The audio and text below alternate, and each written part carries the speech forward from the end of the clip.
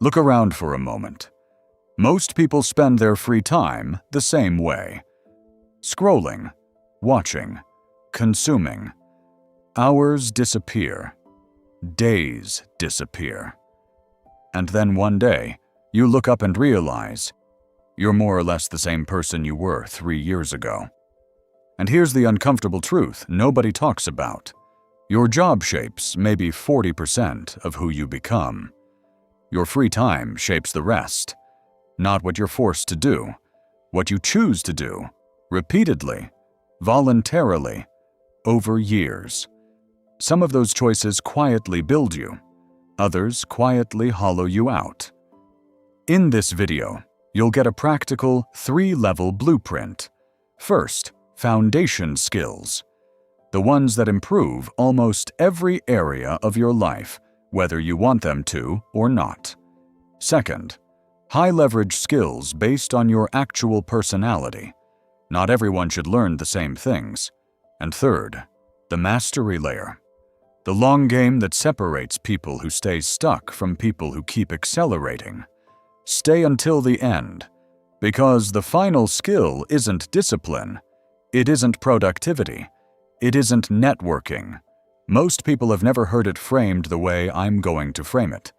And once you hear it, you'll understand why some people seem to improve at everything, while others grind for years and stay flat. Let's start with the foundations. These aren't exciting. They're not going to make you feel like a genius for choosing them, but they work. Quietly, reliably, and in every direction. Your body is not separate from your brain. It is your brain's life support system. When your energy is low, your thinking is low. When your discipline in the gym is high, your discipline everywhere else tends to follow. This is not motivational fluff. It's how the nervous system works. Strength training 3 or 4 times a week is one of the highest return habits you can build. Not because of aesthetics, because it teaches you one of the most important lessons in life. You can be uncomfortable and keep going anyway. If you want something more dynamic, add a martial art, boxing, Brazilian jiu-jitsu, wrestling. Pick one. What these disciplines teach you isn't how to fight. It's how to stay calm when things get hard. That skill transfers into every negotiation, every difficult conversation, every moment of pressure you'll ever face. Practical starting point. 3 strength sessions per week. 1 martial arts class per week. Give it 90 days before you judge it. Here's where people underestimate this skill, so let's be direct. Learning to cook well is not about becoming a chef. It's about escaping 3 traps at once: poor nutrition, unnecessary spending, and dependence on other people's decisions about what goes in your body. The average person eating out regularly spends 2 to 4 times more on food than someone who cooks. Over a year, that's thousands of dollars. Over a decade, that's an investment portfolio. But more than money, cooking teaches patience and planning in a way that most skills don't. You cannot rush a proper braise. You cannot multitask your way through mise en place. It forces presence. Don't learn 50 recipes. Learn 5 really well. A solid breakfast. A stir-fry you can make in 15 minutes. A rice or pasta dish. A simple grilled protein. And 1 meal you can cook confidently when someone comes over. That's it. That's enough to change your daily life. If you're unsure where to start stylistically, Mediterranean-style cooking is the single best entry point. Olive oil, vegetables, fish, lean proteins, simple grains. One of the healthiest diets documented in research, and far simpler to execute than it sounds. This is the one people skip because they don't think they need it. They do. You can be the most capable person in a room, the most prepared, the one who actually understands what's going on, and still be passed over because someone who communicates better got there first. Communication isn't just public speaking. It's listening. It's storytelling. It's the ability to make someone feel something with words. Here's the part most people miss. Storytelling is the engine of communication. Facts inform. Stories persuade.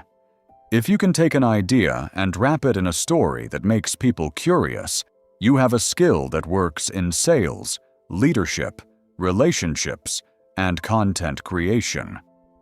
Join a debate club or public speaking group. These environments force repetition with feedback, the two things that actually build skill. If that feels like too much, start smaller. Every time something interesting happens to you, practice retelling it in a way that builds tension before the punchline. Do that for 60 days and watch what changes. Most people spend their whole lives working hard without ever understanding what money actually does when it moves. Financial literacy doesn't mean becoming an accountant. It means understanding three things: where your money goes, where it should go, and how to make it work while you sleep. Compound interest is simple math, but most people never actually run the numbers on themselves. If you invest consistently starting in your 20s, the results look almost unrealistic by your 50s. If you start in your 40s, you're playing catch-up for the rest of your career. Track every expense for 1 month, not to punish yourself, just to see reality clearly. Then save a fixed percentage automatically before you can spend it. Then invest consistently in long-term diversified assets. That's the whole system. The sophistication comes later. The consistency is what matters now. Now here's where it gets interesting. Because once your foundations are in place, the next level isn't about working harder. It's about working specifically. And this is where most self-improvement advice falls completely apart, because it tries to give everyone the same path. Not everyone thrives the same way. The goal here isn't to find the best skill. It's to find the skill that fits how your brain already works, because that's where you'll go deep enough to actually become good. If you enjoy building and solving problems, programming is the most scalable builder skill available right now.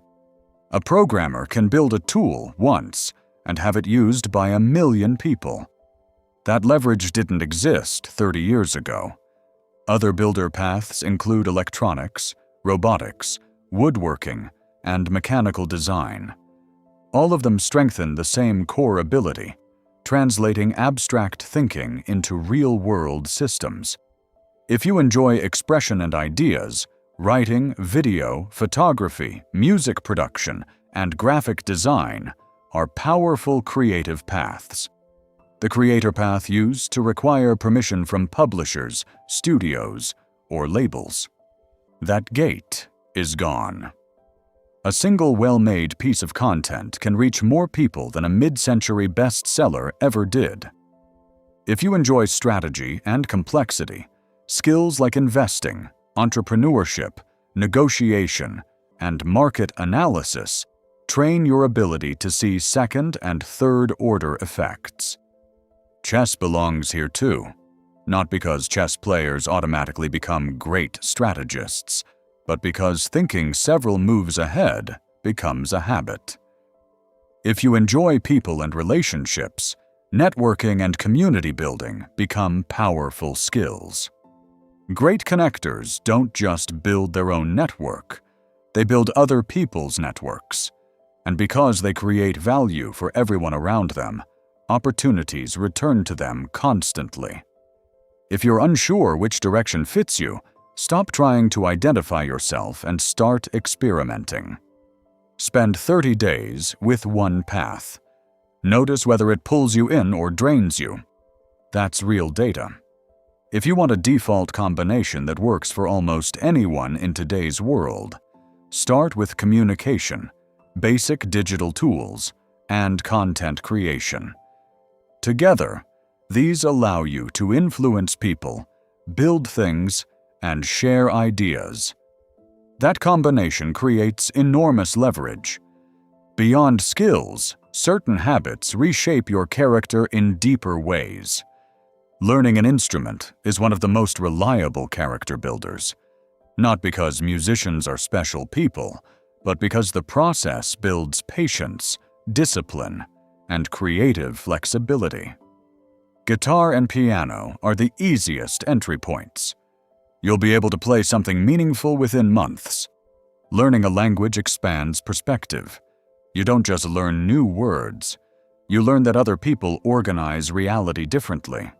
Spanish is one of the most useful starting languages because it opens doors across many continents. Reading is the cheapest mentorship available. A biography of someone who built something extraordinary contains decades of decisions, mistakes, and insights. Start there. Travel, when done with curiosity rather than comfort, forces adaptability. You solve real problems in unfamiliar environments. That recalibrates your sense of what you're capable of. Eventually, you realize something important. Breadth makes you interesting. Depth makes you valuable. At some point, choose one skill and pursue it seriously. Not for a season, for years. Mastery builds reputation, and reputation compounds like an investment. Clients find you. Opportunities come to you. The people who seem to have figured life out usually went very deep on one thing while staying curious about everything else. And now, the skill that makes everything else easier: learning how to learn. Most people were never taught how to acquire skills effectively. They repeat things passively and hope that time equals improvement. It doesn't. Time plus the right kind of practice equals improvement. Deliberate practice means practicing at the edge of your ability. Active recall means testing yourself instead of rereading. Spaced repetition means reviewing material just before you forget it. These methods dramatically accelerate learning. The world is constantly changing. Industries shift. Technology evolves. The people who stay relevant are the ones who can learn the next skill quickly. That adaptability is the real advantage. Train your body. Learn to cook and take ownership of your health. Develop communication. Understand money. Explore skills that match how you naturally think. Strengthen your character through music, language, reading, and real-world experiences. Choose one craft and pursue it deeply. And learn how to learn, so every new skill becomes easier than the last. Your life will not change in one moment of motivation. It changes skill by skill, habit by habit, week by week. So the real question is simple. What are you going to practice this week? And how exactly are you going to practice it?